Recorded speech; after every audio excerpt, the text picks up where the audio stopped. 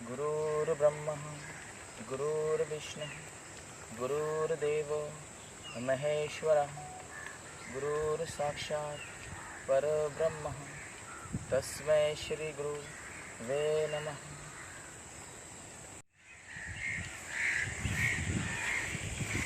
Guru Brahma means the one. If Brahma is not present to help you, the one creator, Guru is the one who creates your life. वो गुरु ही है जो आपकी ज़िंदगी बनाता है। गुरु विष्णु, विष्णु वो है जो अपनी सृष्टि को चलाता है। ठीक उसी तरीके से गुरु वो है जो हर स्टूडेंट के या फिर हर विद्यार्थी के लाइफ को चलाता है सही मार्ग में, सही दिशा में। गुरुर महेश्वरा, महेश्वरा वो है जो डिस्ट्रक्टर है। यदि गुरु से हम कोई गैर बर्ताव करते हैं या फिर गलत बर्ताव करते हैं तो वो गुरु ही है जो हमारी ज़िंदगी को नष्ट करने की ताकत भी रखता है। तो ये बेसिकली उसका अर्थ है। जब ब्रह्मा विष्णु महेश्वरा ये तीन शक्तियाँ अगर आपके पास ना हो तो वो गुरु ही है जो सारे चीज़ को, सारे ब्रह्मांड को तुम्हारे लिए अलग दिशा में चलाता है और सही दिशा में आपको लेके जाता है।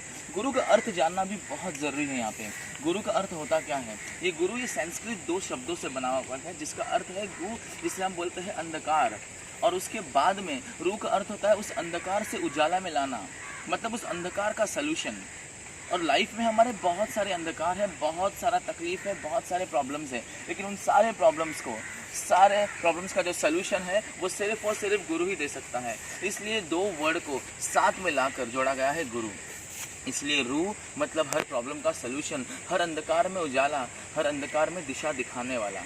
एक सबसे बड़ा गुरु वही होता है जो अंधकार में ठोकर खाने से बचाए, जो अंधकार में सही दिशा में लेके जाए। इसीलिए इसे हम कहते हैं गुरु। गुरु वो है जिसे हम स्टोरी के माध्यम से समझते हैं। एक समय की बात, एक गुरु और शिष्य दोनों जंगल की यात्रा कर रहे थे और उस जंगल की यात्रा के दरम्यान गुरु को बहुत जोर से प्यास लगी। उन्होंने नदी ढूंढना चालू किया और नदी ढूंढने के बाद उन्हें अपने शिष्य से कहा कि आप यहीं पे रुकिए, हम पानी पी के आते हैं। पानी पीने के बाद उसकी नज़र एक बिच्छू पे पड़ी। जब उसकी नज़र एक बिच्छू पे पड़ी तो उसने देखा कि बिच्छू पानी में डूब रहा है। तो उस बिच्छू को बचाने के लिए उसने अपना हाथ उस पानी में डाला और बिच्छू को निकालना चाहा, तो बिच्छू ने उसको डंक मार के उसके हाथ को जख्मी कर दिया। अब उसका हाथ वो सुन्न पड़ने लग गया, लेकिन उसने कोशिश अपनी हारी नहीं। उस गुरु ने फिर से हाथ डालकर उस बिच्छू को निकालना चाहा। बिच्छू ने बहुत सारे डंक मारे, अब उसका हाथ में जान नहीं है उसके हाथ में।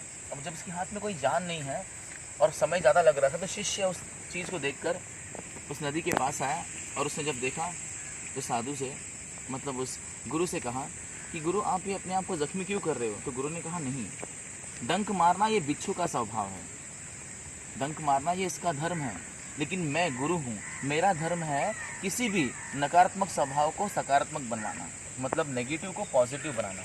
ठीक उसी तरीके से ये बिच्छू का जो नेगेटिव स्वभाव है डंक मारने का, जो उसका नेगेटिव धर्म है, वो उसे मुझे पॉजिटिव बनाना है।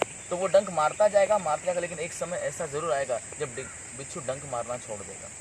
मैं गुरु होने के नाते मैं इस चीज़ को सकारात्मक से सोचता हूँ और इसीलिए जो मेरा स्वभाव है वो सकारात्मक, जो मेरा एटीट्यूड है वो है सकारात्मक। इसलिए भले ही वो कितना भी डंक मारे, मेरा काम क्या है? अपने धर्म को निभाना, अपने स्वभाव को निभाना। तो मेरा स्वभाव जान बचाना है, मेरा स्वभाव विश्वास दिलाना है, मेरा स्वभाव है जीतना। तो बस कुछ देर के बाद डंक मारते मारते बिच्छू थक गया और आखिर में उसने बिच्छू को बाहर निकाला। इससे सिद्ध क्या होता है कि इस दुनिया में जितने भी शिष्य गुरु के पास आए, किसी का स्वभाव नकारात्मक, किसी का स्वभाव सकारात्मक, किसी का और कोई स्वभाव, लेकिन हर स्वभाव को सकारात्मक बनाने वाला ही गुरु है। हर नेगेटिव एस्पेक्ट्स को पॉजिटिव दिशा दिखाने वाला ही गुरु है। तो आप अब समझ सकते हो क्यों ना हम गुरु को ही ब्रह्मा बोले, क्यों ना हम गुरु को ही विष्णु बोले और क्यों ना हम गुरु को ही महेश्वरा बोले। क्योंकि जान की बाजी लगाकर जो किसी दूसरे को जीवन दान और उसका भविष्य बनाता है वही गुरु है। इसलिए गुरु जैसा श्रेष्ठ कोई नहीं। शिष्य भले ही गुरु को भूल जाए, लेकिन गुरु हर वक्त बाहें फैलाकर शिष्य का इंतजार करता है, उसे अपनी बाहों में लेने को हर वक्त तैयार रहता है, वो उसे हर वक्त मदद करने को तैयार रहता है। वो गुरु जो कभी भी हार नहीं मानता। शिष्य कितने बार भी हार जाए, उसका भले ही कितना भी भरोसा टूट जाए, लेकिन भरोसा दिलाने वाला ही गुरु है, विश्वास दिलाने वाला ही गुरु है। वो गुरु है जिसके माध्यम से, जिसकी दिशा से दिखाए हुए रास्ते पे चलने से इंसान का या फिर किसी भी शिष्य का उद्धार होता है। गुरु हाथ पकड़कर उसे उस मुकाम तक लेके जाता है। गुरु वही है जो हर वक्त संसार में सिर्फ और सिर्फ जीत दिलाने के लिए मशहूर है। द्रोणाचार्य को नहीं हम भूल सकते हैं, जिस तरीके से उसने अर्जुन को बनाया था। उसकी मूर्ति रखकर सिर्फ एकलव्य ने, जो अपने आप को श्रेष्ठ धनुर्धर बनाया था, उसे नहीं भूल सकते हैं। तो ये सब गुरु ही है। गुरु के रूप में हमें बहुत लोग मिलते हैं। दत्तात्रेय भगवान भी यही कहते हैं हमसे कि गुरु हर पल हमें मिलती है। ज़रूरत पड़ने पे वैश्या भी हमें कुछ ना कुछ सिखाती है। जैसे विवेकानंद को एक बार किसी वैश्या ने सिखाया था। वो तुच्छ नज़र से देखने के लायक नहीं है, सीखने के लायक है। मूंगी से लेके बड़ी हाथी से भी लेके बड़ा डायनासोर, हर चीज़ हमें कुछ ना कुछ सिखाता है। माइक्रो ऑर्गेनिजम्स भी सिखाता है। और हम कैसे भूल सकते हैं कि आज का वक्त जो हमें बहुत पीड़ा में डाल रहा है, जो कि कोरोना का वक्त है, जहाँ पे एक ऐसा सूक्ष्म जीव जिसको हम आंखों से देख भी नहीं सकते, मतलब कितना छोटा है वो भी हमें आज कुछ ना कुछ सिखा ही रहा है। तो हमारे लिए हर चीज़ गुरु है। हमारे लिए हर पल समय गुरु है। सबसे बड़ा गुरु जब हम बोले तो समय एक सबसे बड़ा गुरु है। समय मतलब बुरा समय हमें बहुत कुछ सिखा देता है, हमें लोगों की असलियत भी दिखा देता है, तो वो भी एक गुरु है। माँ बाप एक गुरु है जो हमें धर्म, कर्तव्य और अच्छाई सिखाते हैं। स्पिरिचुअल किताबें जैसे गीता, कुरान, बाइबल, ये सारी चीज़ भी एक गुरु है। गुरु ग्रंथ साहिब से भी हमें बहुत कुछ सीखने को मिलता है, ये भी एक गुरु है।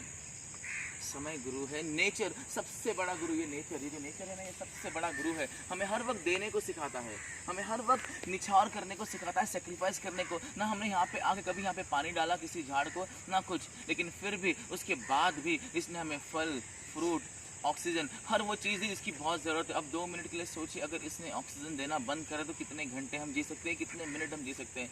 पानी अगर इसके बिना आए या फिर इसके बिना पानी आना तो मुमकिन है ही नहीं, क्योंकि झाड़ ही है, वो वर्षा को लाती है। अगर पानी ना मिले तो क्या होगा, फ्रूट खाना, अन्न ना मिले तो क्या होगा।